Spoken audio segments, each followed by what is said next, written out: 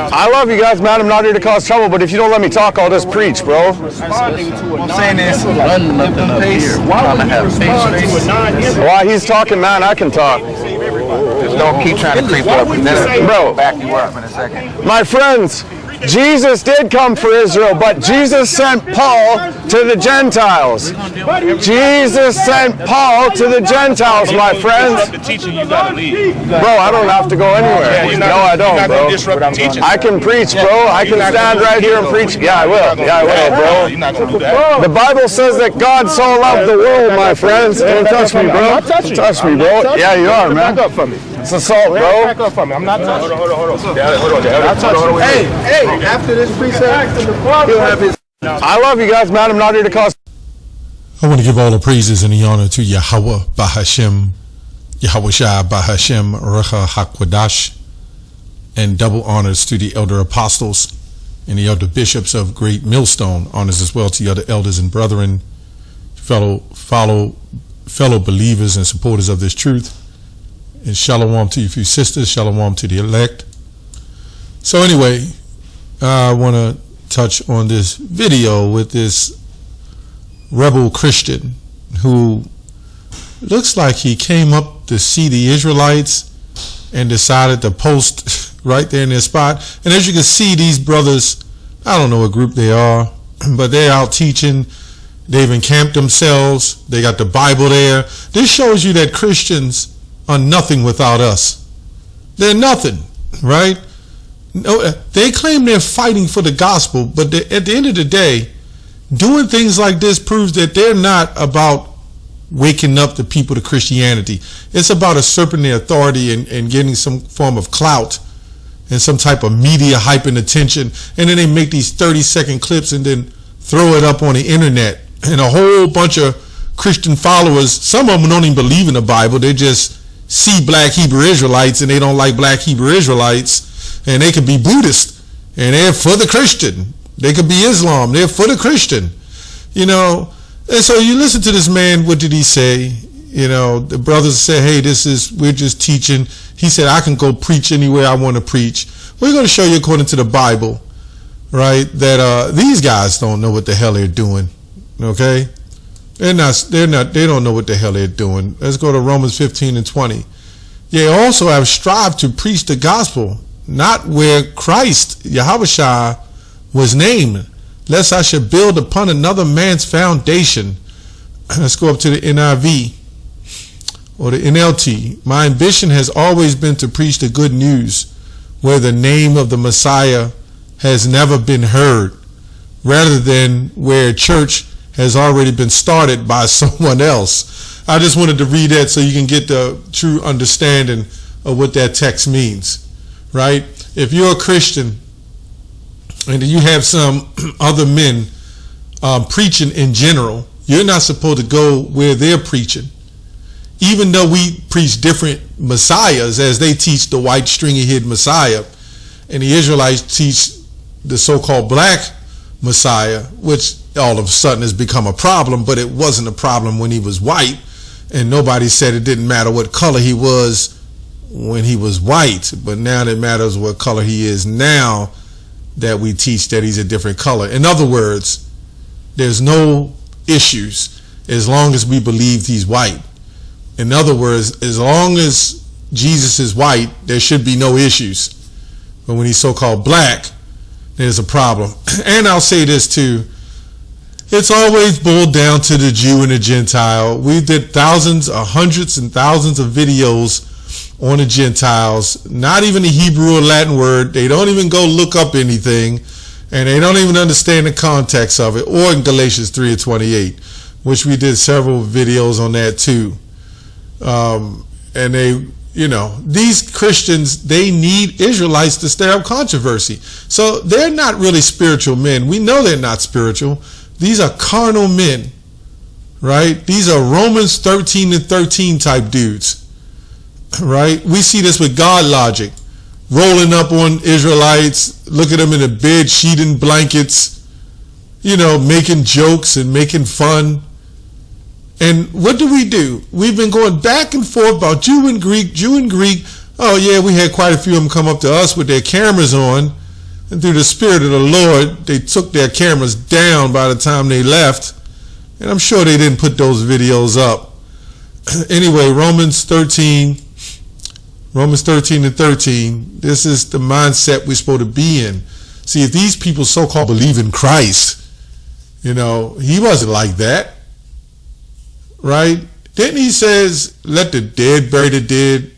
Then Proverbs 4 said, go not in the way of the wicked. If they see us to be the wicked, why would they go into the way of us and where we're teaching? This is not about going out waking up Christians, because they don't go out in the streets anyway. This is not about waking up true believing Christians who want to be converted to Jesus the Christ. Now, another sick part about this conversion, as Denzel did, he's converted like 4 times already.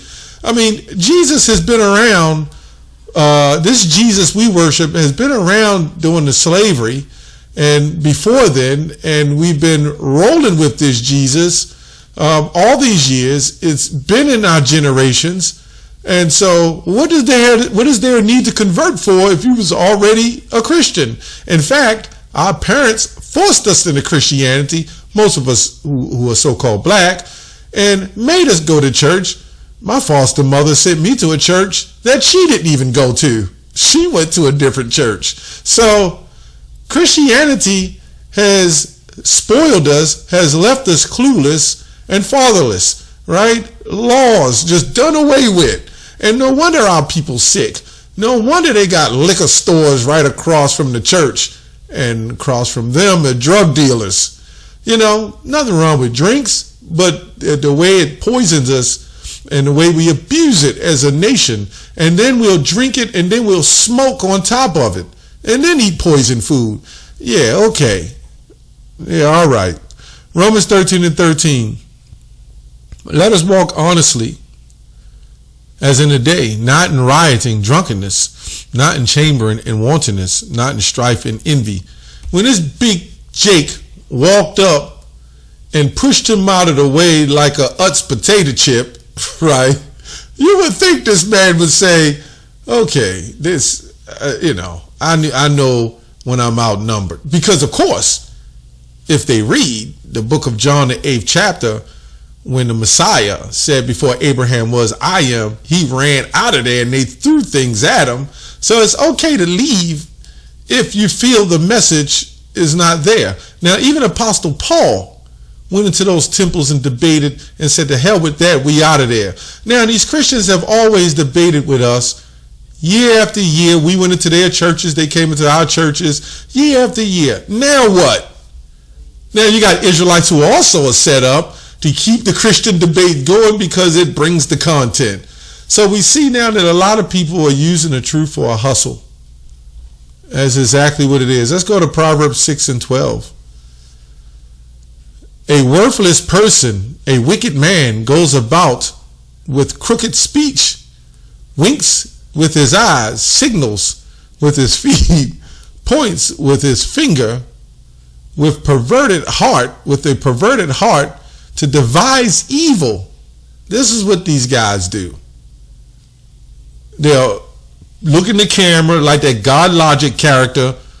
That God Logic looks like one of those Muppets or something, and they'll point into the camera and they'll say all kinds of crazy things about the Hebrew Israelites, and the audience will see it, and they'll get all these views and get paid. So you pastors that's in the Christian church, you don't even have your Christians under control, right? You go into a controlled environment where the people want to come. And I agree, if you're a Christian and you're preaching in a Christian church and the people want to flock to you because that's what they believe, that means they're not for the truth of what we believe, and they need to be there. There's nothing wrong with that because that's what the Lord wants. But to come up on Hebrew Israelites, calling us wicked, calling us evil, a hate group and a cult, and to call yourself standing and fighting against them, although the Bible tells you not to. It says, when it says contend to the faith, that's amongst your own. with all these Christians, with all these different doctrines, and T.D. Jakes, who passed the church down to his daughter, when the scriptures in 1 Corinthians 14 says a woman is not supposed to have authority to teach. Well, no Christians with that. So you Christians need to get your own houses in order. All the adulteress and molestation and the theft that's going on in the Christian church. See, this shows that you Christians are nothing but hustlers too. You're hucksters. You're hucksters and hustlers. Right? With perverted heart devises evil, continually sowing discord. Therefore calamity will come upon him suddenly. In a moment he will be broken beyond healing. And this is why Babylon cannot be healed. Right? Babylon cannot be healed.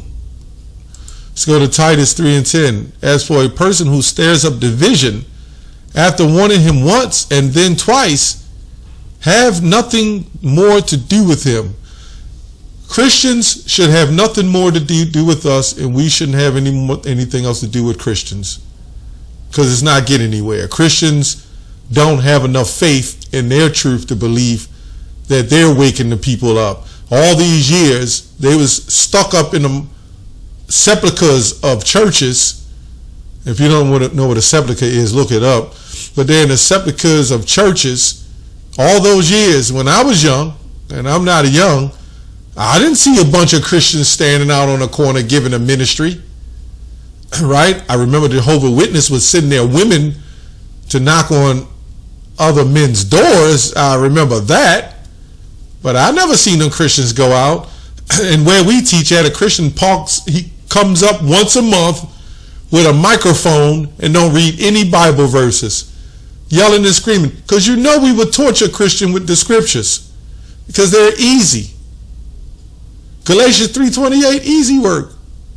There's no difference between Jew or Greek. You're all one. Or Jew and Gentile. Sometimes it say Greek, sometimes it say Gentile. You're all one. Hellenist. Right? That's another video. I always just like to quote that, because they'll go into the text and it'll say all nations not Jews that made Greek their tongue, which obviously there were Israelites who didn't make Greek their tongue, and those all nations not Jews that made Greek their tongue were Israelites too, because they were scattered amongst other Israelites. That's how it was called, why it was called Hellene. But really it was Hellene, and then ultimately Hellenistis, because when you look in the older Bibles, it says Jew or Grecian instead of Greek. So when you look up the word Grecian, right, these ones considered, someone would consider themselves as Jews, but they were Israelites who they were actually Jews who made Greek their tongue. And then there was some who didn't. And then there was Jews. So you had different manners of Israelites. So anyway, on to the next. Let me go here. Romans 3:4. What does scripture say? No weapon formed against thee shall prosper. Sirach 11:8. It says, answer not before thou hast heard the cause, neither interrupt men in the midst of their speech. Right? This is what these guys do. He rolled up, I have a right to speak. Let me see if I can pull this up again real quick. That's what he said. I have a right to speak. While he's talking, man, I can talk. Just don't keep trying to creep up. Bro, back you up in a second. my friends, Jesus did come for Israel, but Jesus sent Paul to the Gentiles. So you see, he's very rebellious. He's interrupting a so-called religious practice of freedom of religion, religious practice. You know, he's breaking all kinds of laws, and then he will put it up and say that the black Israelites assaulted him. So now he plays the victim. And then when he says Jesus came for the Jews first and then the Gentiles, this doesn't make sense when you think about it, because if it was all mankind, this would prove if he came for the Jews first, then that's talking about they would be the heads anyway, right? According to their doctrine. So the Messiah decided not to walk with any other heathen nation, no Edomites, where it says Simon the Canaanite was describing who he wasn't a heathen, right? So where was all where was the disciples? Where was all the heathens with them?